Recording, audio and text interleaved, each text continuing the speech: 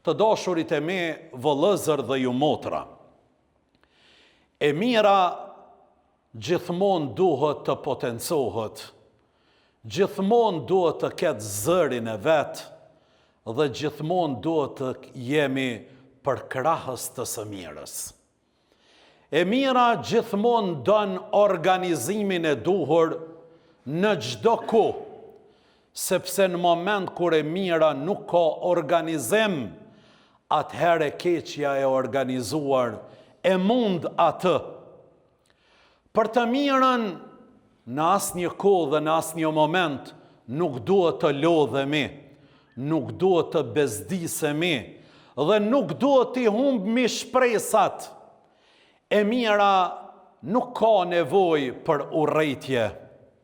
E mira nuk ka nevojë për shantazha. Për të arritur e mira nuk ka nevojë për t'i eliminu njerëzit. E mira duhet vetëm të potencohet, të punohet, e të veprohet me të, me automatizëm masën dhe njerëzimit e ka plan kja. Po hapmi këto tema në këto ditë, kur dikujna po ja merr mendja se e keqja ka përfshi çdo gjë. Ka hyrë në çdo shtëpi, ka hyrë në çdo institucion dhe është bërë pjesë përbërëse e çdo individit. Jo, absolutisht. Absolutisht. Por reklama e të keqës është e madhe shumë. E promovimi i të mirës është shumë pak. Për këtë arsye ka fillu një hipnotizim duke ju bërë masës. Andaj këshilloj vetën, këshilloj kolegët e me, këshilloj të gjithë ata që kanë përgjithësi, kudo që ndodhen, ta promovojnë dhe t'i japin zë të mirës, dhe që nga sot, nëse ke bërë mend me fol diçka, fol mirë, me vepru diçka, vepro mirë, me postu diçka në rrjetet sociale, vetëm lajme të mira dhe të gëzuara, jo do thot fjalë që neve na çrregullojnë. Të dashurit e me, dua dhe jam i prirë që mos të bëjmë fjalë shumë, mirë po të konkretizojmë më shumë. E kota mund të bëj zhurmë, por zhurma nuk është fuqi. E drejta mund të jetë e heshtur, por heshtja asnjëherë nuk është dobësi. Historia e njerëzimit është e mbushur me shembuj ku e keqja dukej kështu fituse dhe triumfuse, por kur erdhi momenti e caktimit të Allahut Dhul Xhelal, e çrrënjosi të kotën dhe nxjerri në pa të vërtetën. Andaj mos humbni shpresat kur e mira u duket e dobët. Mos e braktisni të drejtën sepse aja po ka pak pasues. Mos u bëni pjesë së keqës vetëm se ajo është bërë dikun gjë e zakonshme. Andaj mos e matni të vërtetën me numrin e njerëzve që e ndjekin. Mateni atë që Allahu Dhul Xhelal e ka shpall vetë në Kur'anin fammadh, në kaptinën Ali Imran, në ajetin me numër 139, ku thot: "Wala tahinu",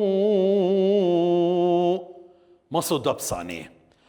"Wala tahzanu", mos u dëshpërani.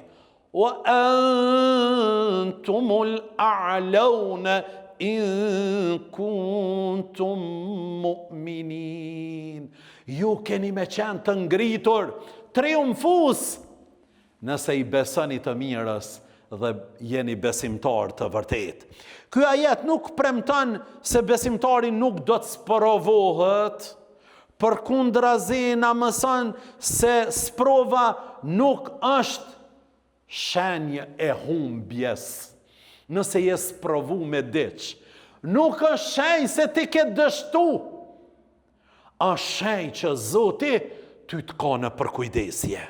Ndonjëherë Allahu e vanon fitoren për ta eduku besimtarin, për ta pastru atë, për ta forcu atë dhe për ti tregu atij se fitoria nuk vjen vetëm nga fuqia e tina, por mas pari duhet me u mbështet në fuqinë të madhit Allah Gjelle shanuhu wa Gjelle Gjelaluhu. Të dashurit e mi, fitoria, triumfi i të mirës nuk do të thotë se çdo njeri i mirë do ta sheh fitoren me sytë e tij me njëherë.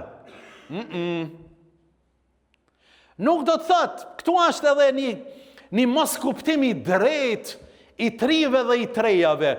Po une nëse nuk e shoh fitoren me sytë e mi, une po stagnoj. Frutet e kujt jemi duke i ngrona, mirësitë e kujt jemi duke i ngrona, të prindërve tonë, gjyshërve tonë, të mësuesve tonë, të hoxhallarëve tonë, pasha të madhin Zot, ata nuk e kanë pa fitoren me sy, po kanë bë punë që unë edhe ti me u kënaqën. Ata idealista, ata të burgosur, ata të internuar, ata të ekzekutuar, për që të lirik, unë edhe ti jemi duke i ngronë frytët. Andaj, kur gjyshi e mor djalin për të mbjell një pemë, i thot gjyshit, o gjysh, po ti 90 vjeçara, po me ndonë se kime ngronë diçka? Thot, o birim, nga kjo pemë që po ngrojmë, e ka mbjell dikush, e na jemi duke i shiju frytët e saj. Na sot po mbjellmi për t'i shiju frytët e kësaj peme, dikush që vjen pas nesh. Hazreti Nuhu a.s. 950 vite thirrje në dinin e Zotit Dhul Gjelal. Për të mirën, me ardhe mira. Hazreti Ibrahimin e hodhën në zjarr për me ardhen e mira. Musaj a.s. u desh me u përball dhe ballafaqu me Firaonin. E Muhamedi a.s. u dëbua, u përsekutua, u ra, u maltretu, vetëm që e mira të del në pa, e shokët e tij u torturuan, e disa u vran, por a humbën? Jo. Nuk humbën, sepse fitoria atyre nuk u mat vetëm me atë që ndodhi në një ditë të caktuar. Mirë po fitoria atyre u mat me punë konkrete për të ardhmen. Muhamedi a.s. dashurit e mi, pare me ndonë gjendjen e muslimanëve në Mekë, ishin pak, ishin të dobët, ishin të përndjekur, ishin të torturuar, po të njëjtën kohë ishin edhe të bojkotuar në atë gjendje që ishin. Por Muhamedi a.s. nuk tha, me që jemi pak, ta lojmë këtë rrugë. Përkundrazi vazhdoj.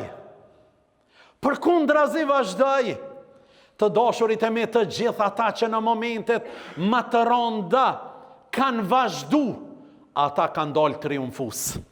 Shiqanë në rajshtin tanë prej kolegëve tu në studime që i ke pas, të cilët nuk kanë mujt me i përballu gjendjes ekonomike apo të torturave që e kemi pasën nga agresori shekullor sërb.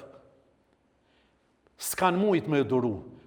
Po ti ke duruën me të gjitha vështërsit. Mirë po sot ato ta pohojrin jo vetëm familja, mirë po e tërë shoqëria.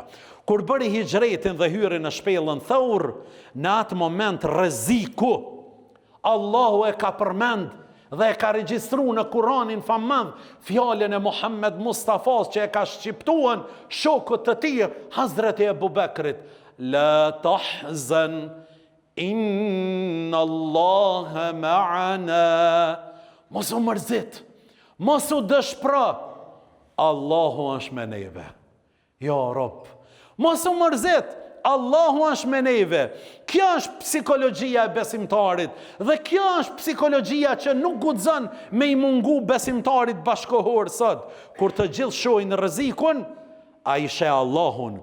Kur të gjithë shohin errësirën, ai beson se Allahu Dhul Gjelal frikë shumë shpejt ka me sjellën dritën.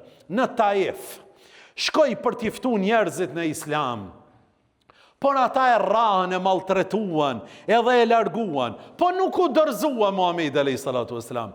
Më vonë dol me shokët e tina, me musliman, e rrethoi Taifin, nuk arriti me e marrën qytetin. Mirë, po ju tha shokëve të vet, po tërhiqemi.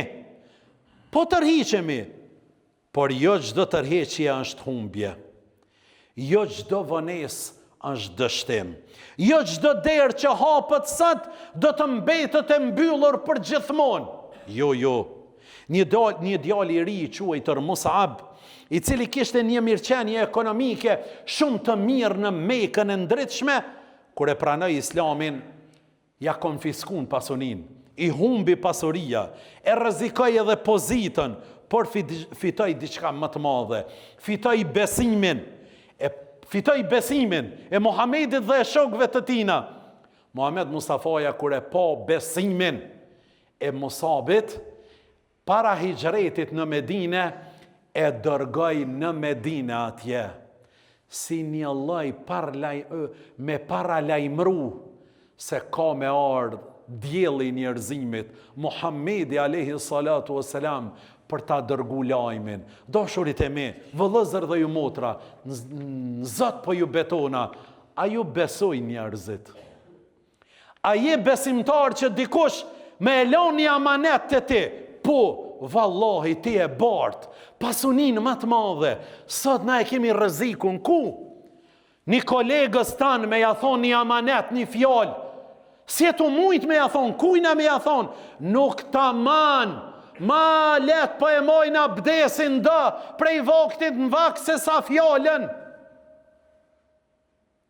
Këtu është problemi madh i kohës, ku njerëzit nuk po gjenë njeri për me ju besu. Bilali, shumë u torturu. Për shkak të Islamit, para i shqiptoj ke, ehadun. Aja është një. Ata mund t'ja lidhin trupin, edhe veç ja kishin lidh trupin edhe duart, por jo besimin kur se si. Ata mund ta mundanin trupin e ti, por kur nuk mundshin me mposht shpirtin e ti fesnik e besnik.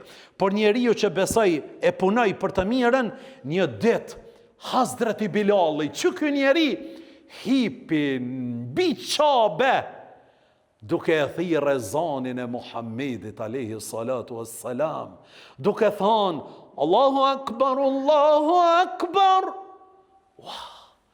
Njerëzit e shiqejshin, sklavi ka hyp atje? A i ziu ka hyp atje? Po, sa i besoj në të vërtetën. Se e vërteta një dit do të triumfoj.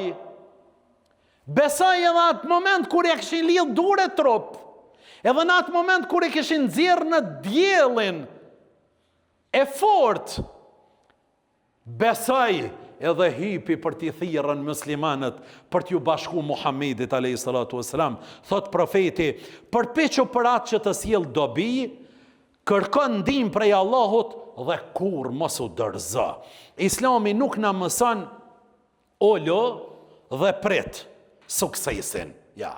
Suksesi nuk vjet duke nejt kom për mi kom, por puno, lufto me vetveten, kërkon ndihmën e Allahut, mos u dorëzo, suksesi është i garantuar.